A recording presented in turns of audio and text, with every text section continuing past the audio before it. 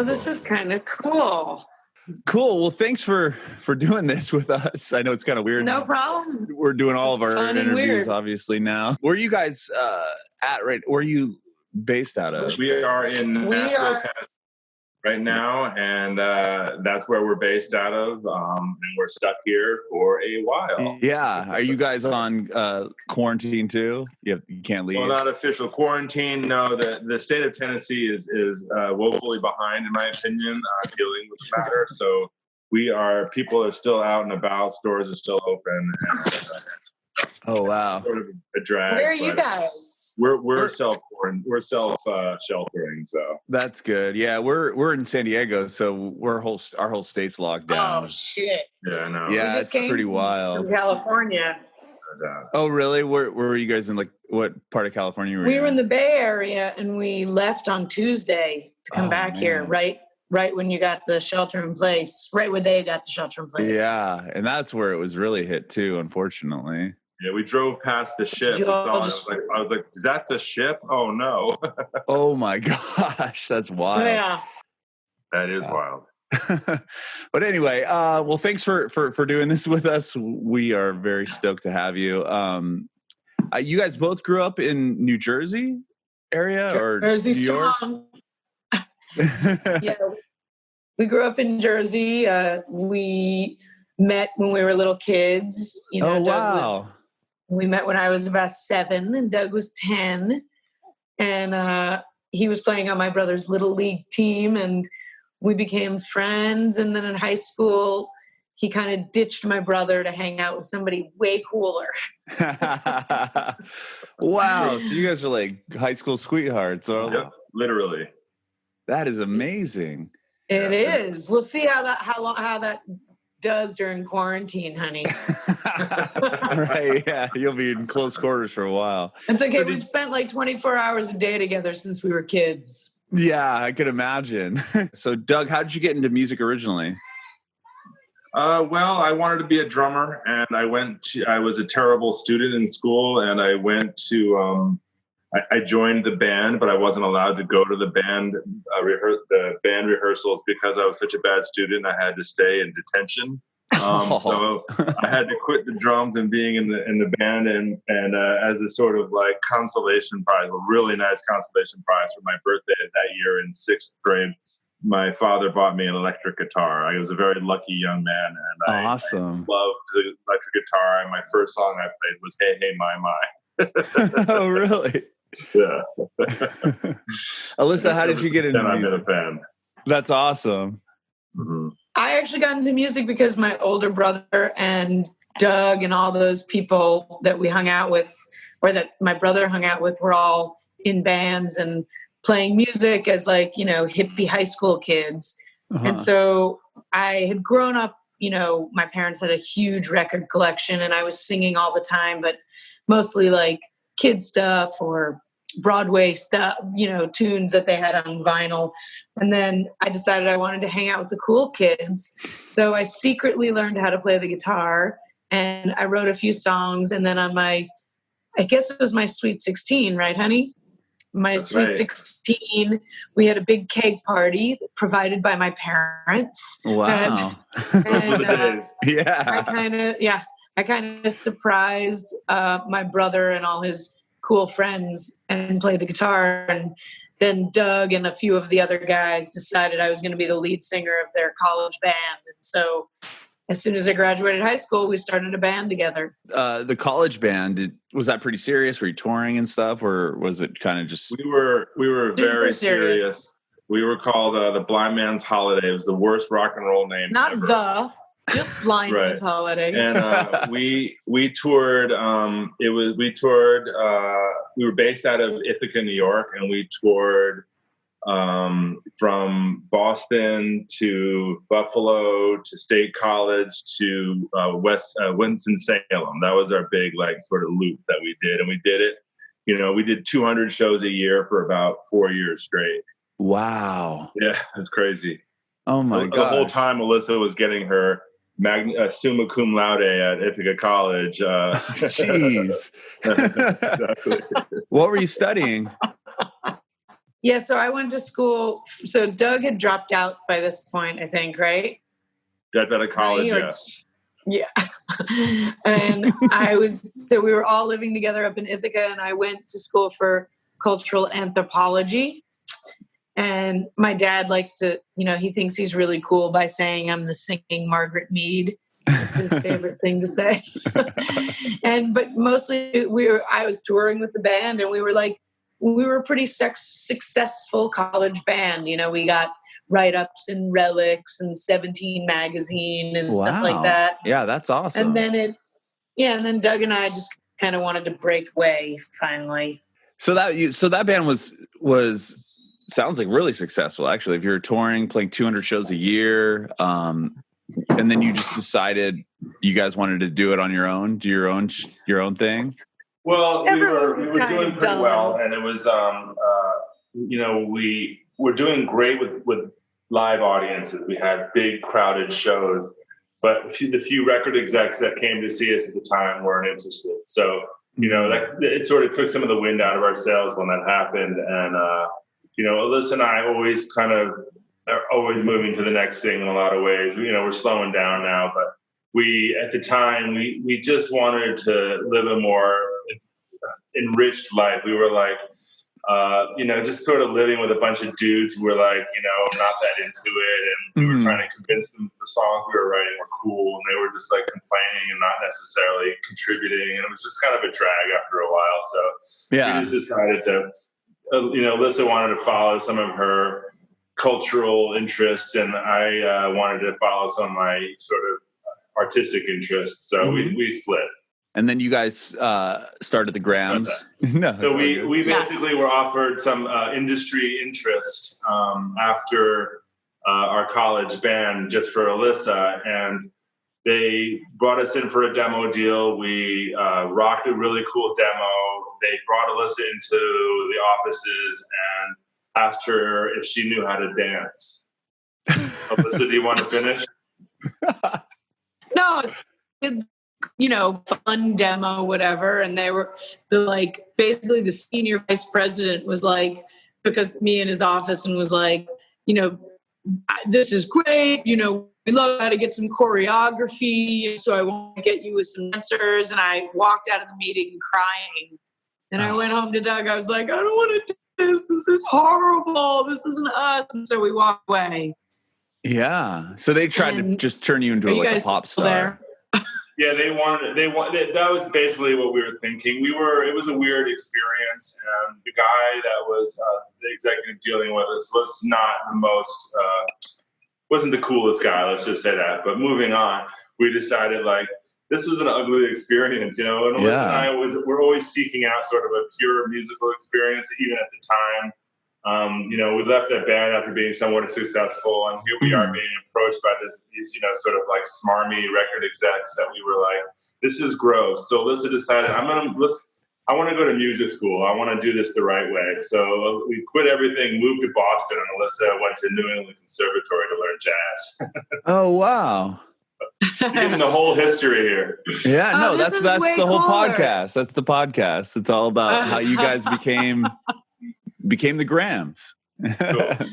Yeah, it was a long path. I mean, as far as our, the actual name, the Grahams, it was an easy path because we fell in love in high school and literally became the Grahams after we got married. So that was easy. But the road to where we are now was long and arduous. Yeah. But we basically had an experience where we were recording music as Alyssa Graham, and we decided that, after basically my mother passed away, we decided that individual vanities didn't matter anymore, and that, we just start playing simple music that we could write and play, sort of stream of consciousness, i.e. Americana music, and sort of just try to, build something new. So we changed our name to the Grahams, and we started writing songs 20 a day. And wow. And just, made two amazing Americana records, which I think are good, whatever. Of course, I think they're okay. And there's some amazing problems, experiences anyway. Yeah. So, and then, those two records we loved, and we had some amazing experiences recording with some really cool people. Yeah. And recently we just got into our heads that, we need to like grow, and, 3 Chords and the Truth is awesome for 2 records. Now let's do something new. Mm-hmm. Because that first record, Riverman's Daughter, that's the album that you guys wrote. You were like touring through like the South or stuff. Can you tell us about that? Yeah, I mean, we decided that was when Doug's mom was passing away, and we just decided we wanted to, start writing songs that incorporated both our voices again in harmony, and both of us playing guitar again. And so, like Doug said, we started writing like 20 songs a day, and we had written the song Riverman's Daughter first, and we decided, well, we want to get out and actually experience the river in order to write songs about that area of the country. So we decided to travel along the Mississippi for a year and live on a houseboat in the Atchafalaya Swamp in Louisiana, so that we could really, experience America, because we had traveled a lot outside the country, but not a lot inside. And in order to write the songs, we really wanted to experience it and not bullshit, So that was, the intention for the first record. And it sort of spawned this idea of a trilogy, which we're at the 3rd record now. Yeah. So it was the Rivers was the first record, then the Rails. We did all the American railroads throughout the country for about 3 months. For the second record, inspired by Woody Guthrie and, a lot of the sort of Memphis style music that we were listening to. And we wrote Glory Bound, which was a more upbeat record, more about our train travels. And then, as Doug was saying, this 3rd record, we wanted to finish the trilogy. So we wanted to do the roads, because Rivers, Rails, Roads. Yeah. But we were bored with the roads, as most musicians are. So we got our motorcycle licenses and rode across the country on Route 66 for this record. Wow. And what it did was it exposed us to a lot of different sounds and styles of music that we had sort of, forgotten about or not been listening to in the last 5 years. And it also made us want to really experiment in the studio and take it away from that 3 Chords and the Truth thing and be more artistic and experimental with it and tap into things that we were scared of on the last 2 records. Yeah. Now it's more like 10 chords in the truth. And a lot of harmonies and orchestras. Yeah. Well, take me through. So on this most recent, your new record comes out on Friday. Yay. This coming Friday, right? The 27th? Yay, yes. Yeah, that's amazing. So when you're writing this album, you spend a year or a certain amount of months at a time while you're writing these songs. How do you then translate that in the studio? Or are you recording like on 4 tracks or... But so you have it all. We're recording onto our iPhones, the whole time we're writing these songs, and we're practicing the songs, so we get them into our fingers and heads. And then, what Alyssa and I decided to do is, our first 2 records, we were like, okay, our first record, we're like, can we just do all this into one microphone in the middle of the room and record directly to tape, And that was the way we did Riverman's Daughter, And, oh wow! So that was all recorded live. It was all recorded live, but not on one microphone. Oh, okay. We got all the good microphones in there, and we did it all live to tape, with overdubs, of course. But it was mixed and mastered to tape, and it sounds really rich on a vinyl. After a while, we realized that it's not about we're not the only artists in the room. And working with Malcolm Byrne on that record, he really was able to, even with just that simplicity, go nuts. So we fell in love with working with other amazing producer artists. So for this record, to answer your question more specifically, we were like, after we wrote these songs, we were like, we need to find somebody who can take this way further. And so we looked around at a bunch of different people, and Alyssa stumbled across one of our faves, Richard Swift, and we were like, oh, he can really make something happen, man. Let's call him.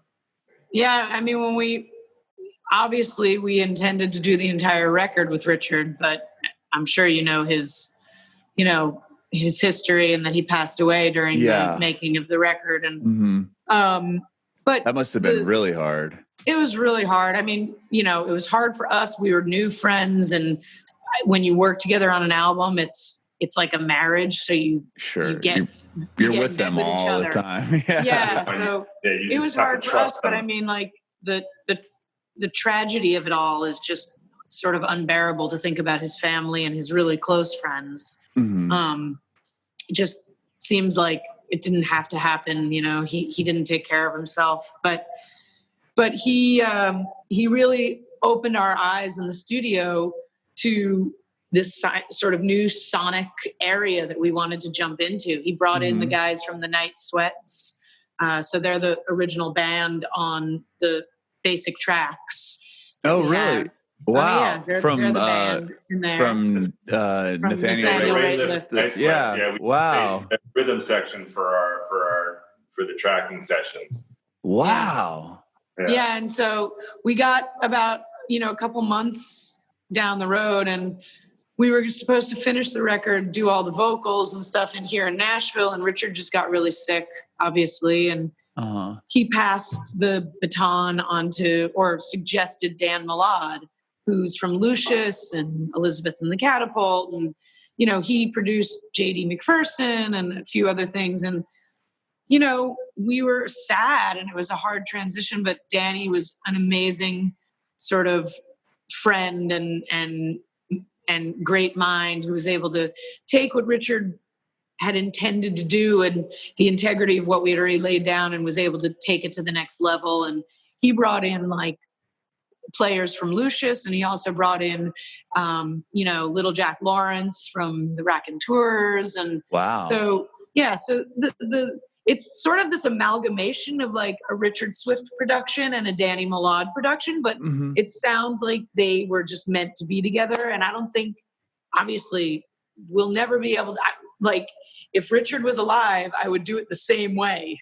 I would do the next record, having Richard do the first part and Danny doing the second part, but we'll never get that again. And so it's just a moment in time that for us, it blew us away. Like, we're just so happy with this record, more than any other record, I think.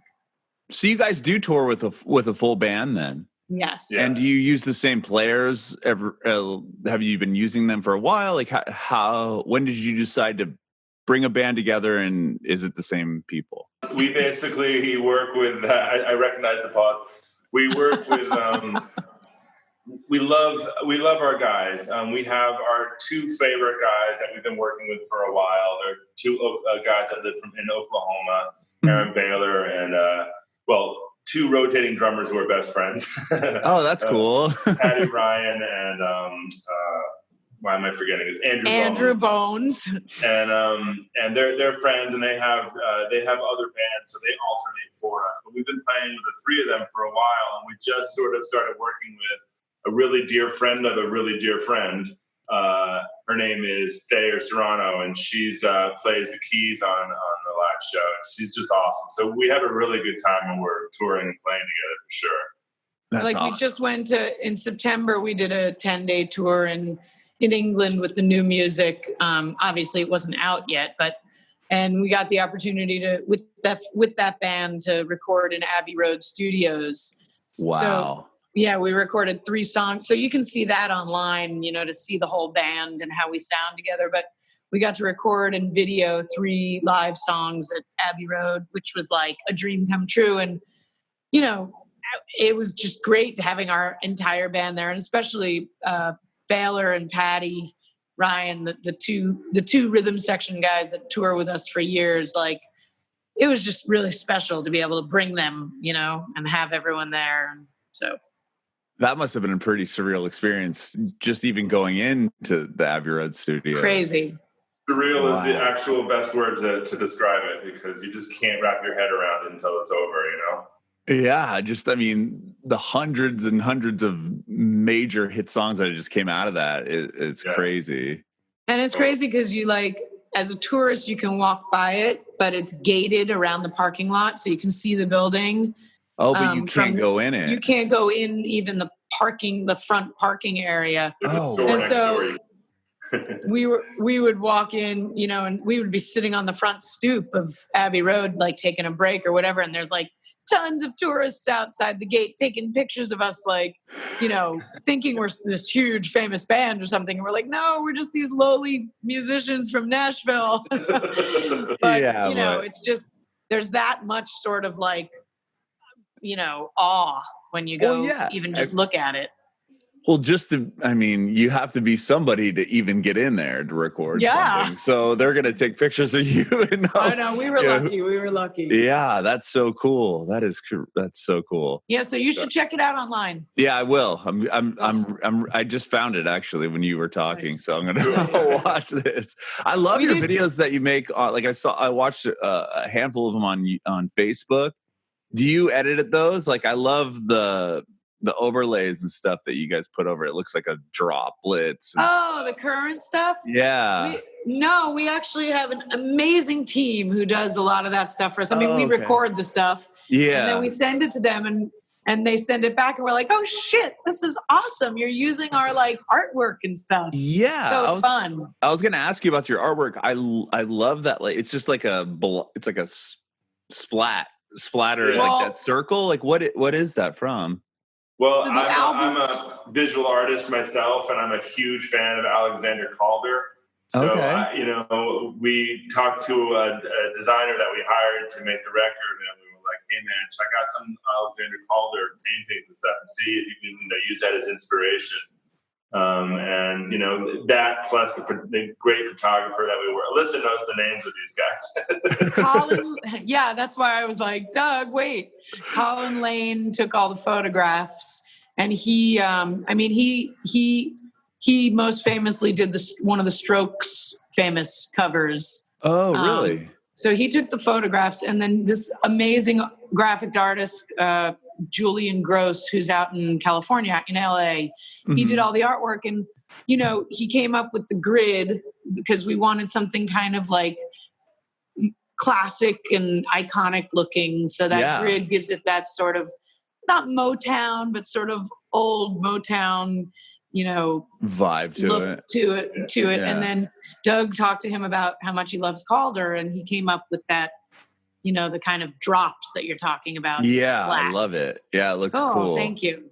And I love the cover too, because it almost reminds me. It does have that throwback feel, but it also has a hip, like, new feel to it because of like with Instagram. Like, people will do 6 posts where it makes like a picture on their feed. You know what I mean? When you're scrolling through, it kind of reminds me of that.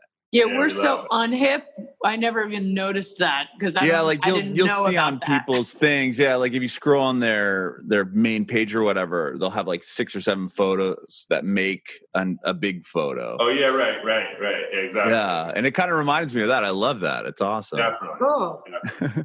I want to go back a little bit. So, how did you guys end up? You said you did the. You got approached by the major to do your solo thing, but how did you eventually end up signing to a record label and getting a manager and stuff? So we walked away from that, the major label thing. I don't know if they were going to give us a deal or not. They just put us in the studio for a demo, so I can't speak to that. But they approached you. That's my yeah. But so we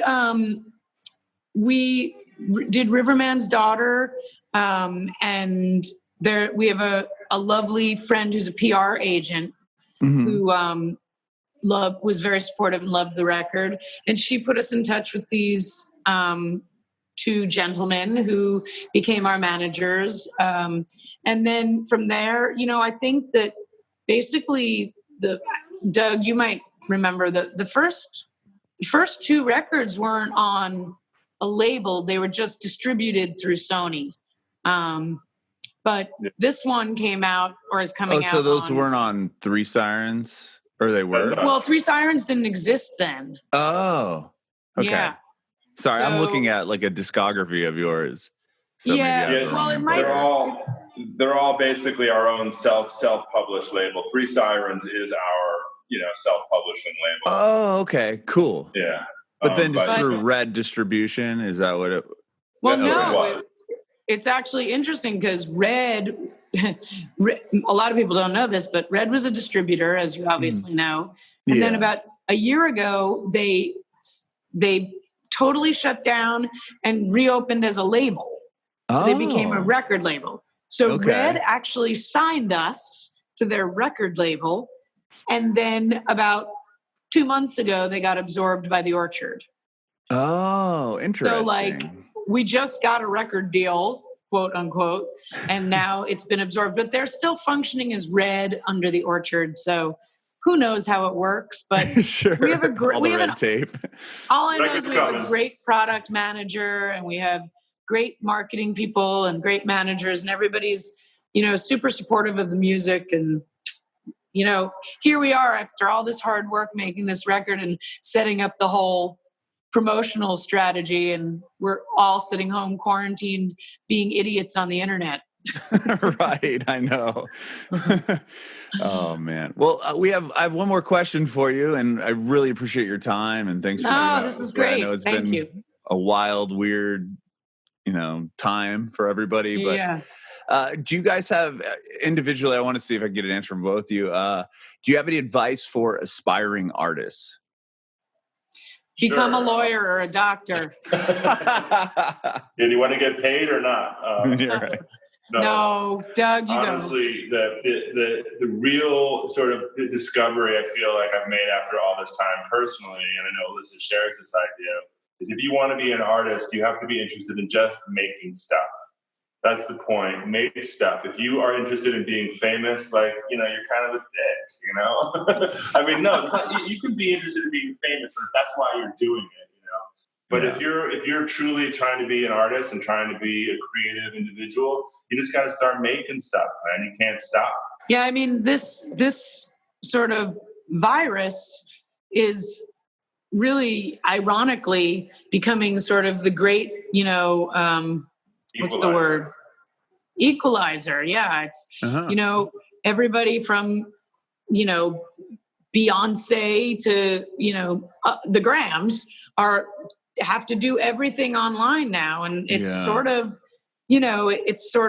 refreshing and eye-opening, and it shows you, I think, what Doug's saying, that there are people out there who are only doing, only get into music or whatever their art is in order to be famous and be, super successful and well known. But now we're all home, and those people that aren't still playing their songs and playing music and writing music because it doesn't get them, sort of the in-person accolades, you'll see the difference in the true artists who just do it for the love of the art, and the people who do it for other reasons. And neither one is right or wrong, but you'll last longer if you just create stuff and stick to, what, Doug?